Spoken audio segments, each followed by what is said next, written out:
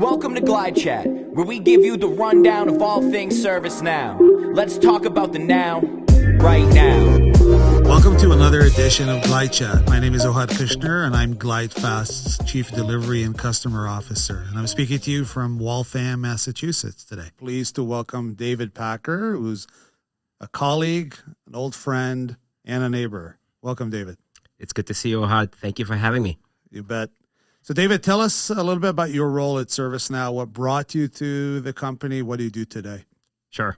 So at ServiceNow, I'm the Director of Solution Consulting for our commercial business. And the way we define commercial is it's all of our customers and prospective customers under 5,000 employees. I've been here coming up on 8 years. That's about what? About half of the entire, just close to half of the entire tenure of ServiceNow as a business. Yeah, close to half. I think we celebrated 20 years this year. That's right.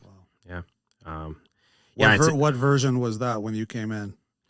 I came in just as Jakarta was launching. So Istanbul was I think Istanbul was the actual version. Long time ago. Live, yeah. It's been a while. But yeah, no, and like many folks at ServiceNow, I came here from EMC, where I started my my career in technology and in sales. And another big Massachusetts company. Big Massachusetts company, great learnings and experiences there. But the journey at ServiceNow for sure has been life-changing. Got it. So you're Director of Solution Consulting for the commercial business at ServiceNow, 8 years. What does that role entail? What does your group look like? What are they responsible for? Yeah, good question. So I have a team of about 35 folks across about half the country in the half the United States. And we are responsible for all things related to technical architecture when it comes to positioning ServiceNow, and that includes, proof of concepts, demos, building relationships with customers at the technical level, helping with current state, future state, helping with transitions, adoptions. We kind of wear all the hats there are to help our customers be successful with the platform. So the deal comes in. You're paired together with a sales rep at ServiceNow, and you're basically talking to the prospects, selling the value of the platform. Yeah, both prospects and customers. I'd say about 70 to 80% of our business is from existing accounts. So we're talking directly to clients, to platform owners, to VPs and directors, and even to CIOs. So your team spends the majority of every day just on the front lines talking to clients. So you have a great perspective, David, of what are they looking for. So let's rewind the tape. Let's go back 8 years when you joined the company. What were customers looking for then, and how do you see the evolution of ServiceNow over the last 8 years? We'll get to now. Yeah. So it's interesting. I joined just maybe a year after the commercial business was formed, and we looked very different back then. We had this product called ServiceNow Express. I don't know if you remember that at all, but it was our attempt at creating a product for the SMB, for the small and medium enterprises. We pivoted from in a different direction just because the adoption didn't quite match our expectations. But we pretty much went out and sold IT service management, and maybe coupled with CMDB and discovery. And that was kind of our cookie cutter approach everywhere. It was very IT focused. It was all about scale, and it was all about landing new customers. And there were still at the time a lot of customers in the IT space who were using other ticketing systems, or what they call ticketing systems, right? Yeah. Remedy and the like. It was Remedy, it was Manage Engines, it was Jira Service Desk. I mean, it was a lot of like low-end ticketing systems that we would see. So 8 years ago, 10 years ago, ServiceNow was really just trying to persuade IT shops to go with ServiceNow, right? For the most part, that's sort of where we would land, and we would spend majority of our energy. Right. Yeah. So moving forward over the last 8 years, how do you see the evolution? What are customers looking for now compared to then?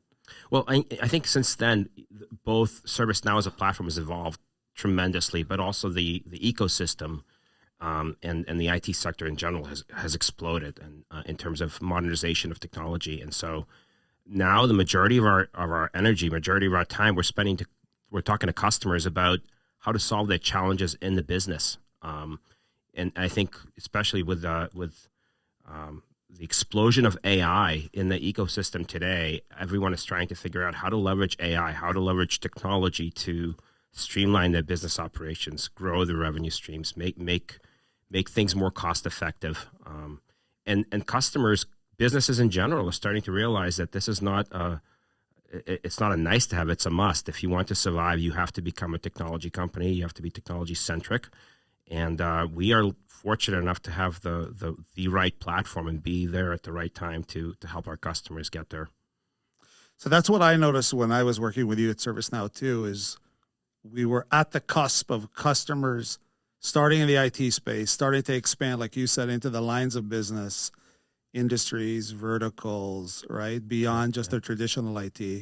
I always say IT in one vertical is the same as the IT in the other vertical. At the end of the day, it's desktop support, IT operations management, asset management.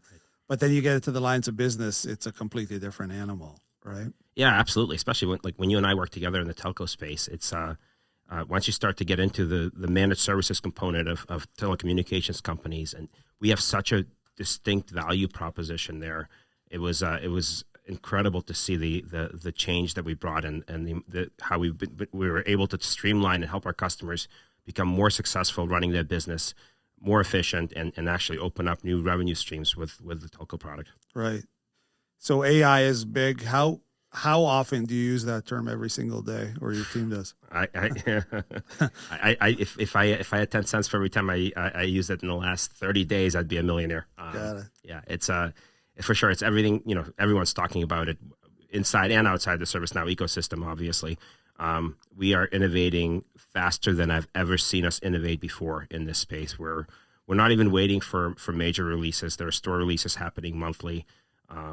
There's new capabilities, new functionality. The roadmap looks amazing, and it's a majority of what we're talking to clients about today. And I can tell you, even from the partner side, I mean, we stood up a whole AI practice with a leader, and we see a ton of growth there. We see a ton of new business, coming out of you guys all just propagating that and selling that. And so I have the downstream effect. I can see what you're talking about, like you said. Every single hour of every single day, we see that manifesting into business on the post-sale side. So you have to, and we need your help. We can't do it without GlideFast and your peers. It's so important that we have successful implementations, and this is obviously you're at the forefront of helping our customers realize the value. Right. So David, you also have, as you talk to customers, you have a great perspective of what a partner should do. Talk a little bit about the relationship between partner and technology vendors, ServiceNow and the partner community. What, just in your experience, have you seen makes a good customer, a good partner rather, and what doesn't? Yeah, thank you for asking that. And obviously, in the commercial space, we rely on partners like GlideFast almost exclusively to help execute our business. So what I mean by that is we have an internal professional services organization, and they're really important to our business, especially when it comes to things like new products and more very complex implementations. But I would say 95% of our deals get implemented by partners like yourself. So relationships with partners is extremely important to me personally, but and also to our business. What I think is really, really important is, well, first and foremost, trust. Right, we work together a lot. We have to have trust in each other. We may not agree on everything we do 100% of the time, and that's okay. In fact, friction is good. It's good to challenge each other. Right. But we have to trust on the ability to execute. I have to be able to trust you that if we bring you into an account, that you're going to deliver what you say you will deliver, and you have to be able to trust us that we're going to work with you the way we say we're going to work with you. Right. So trust is really important. As I reflect upon my journey at ServiceNow, and I think about, especially when it comes to new customers, what makes a successful customer, what they need to see success, it's really this piece. It's that, especially that first implementation. When they have success with it, when they realize the value that we propose in the sales cycle through the help of someone like yourself and your organization, that just sets off the platform to explode across the enterprise. The value, the potential that we have to augment the customer's business, to help them across other parts of their enterprise is immense, but it can't happen if we don't have that first initial implementation be successful. I agree. And I've seen this, I have this luxury of being a customer of ServiceNow, then an employee of ServiceNow, now on the partner side. Yep. And I always say if I would have sold a bottle of water to ServiceNow, I'd also be a vendor, but I only have 3 out of the 4. And it's so true because the whole evolution of ServiceNow is predicated on the fact that you start in a certain business, usually IT, and then they see that it's good and it's providing value, and then it propagates through the organization to the lines of business. And if that first implementation, just like you said, doesn't work out, or they don't see the value of it, maybe it is, but they don't see the value, it stops there. Yeah. And it's so important for the growth of ServiceNow and for the success of our customers as well. So yeah, that's huge. That's huge. I really appreciate that. We last week we brought our whole company together to what we call GlideFast, which is our annual professional conference. So we bring everybody, sales, operations, and of course the entire consulting organization. And I talked about the triad, which ultimately defines success. And it's always 3, right? And with equal parts. You need the customer to be invested and really, in it and motivated.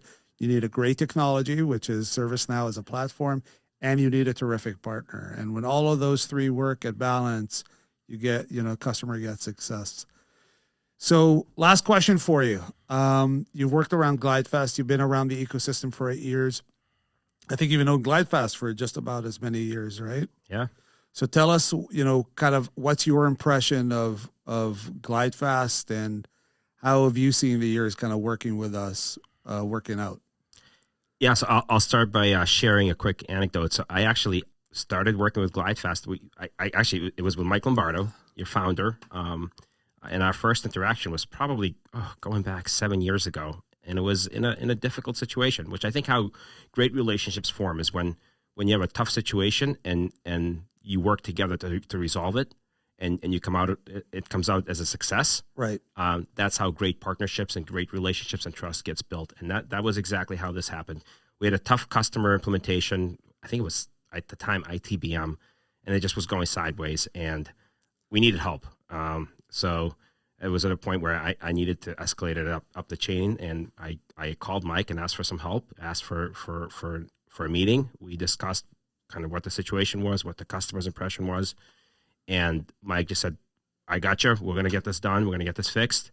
And it was the start of a great relationship. What I love about GlideFast is kind of this mentality of making it right for the customer, right? You do great work, and you obviously you do it at a profit if you can. You're in business to make money. We live and die by ServiceNow. We love the platform. We love the people. We love our salespeople at ServiceNow. And as a pure play partner, that's what we do. If we were not good at it, we would never succeed. You'd be out of business. I know. Yeah. And your work shows it. And that's, you do whatever you need to do to make it right for the client. And that was the case with this particular situation with Mike. And what I've seen from there on is it was just immense growth. At the time, I think you guys were maybe 100-person shop, and to see what you've become now in the acquisition, and obviously our relationship has strengthened. We do so much together across all of my territories. It's been a really, really great partnership from my perspective. And I can say the same when we speak of folks like you. You've been a great partner to us. You're a great supporter. It's great to call you a friend. David, thank you so much for spending time with us here today. Thank you for having me. This was great. All right. My name is Ohad Kushner. I'm Chief Delivery and Customer Officer at GlideFast. It was a pleasure to be with you here today, David Packer. Thanks for having me. Yeah, you bet. We hope to catch you on one of our future Glide Chats. This was a tremendous pleasure. Thanks, Dave. Thanks, Ohad.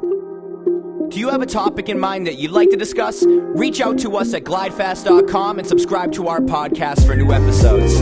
Thanks for listening.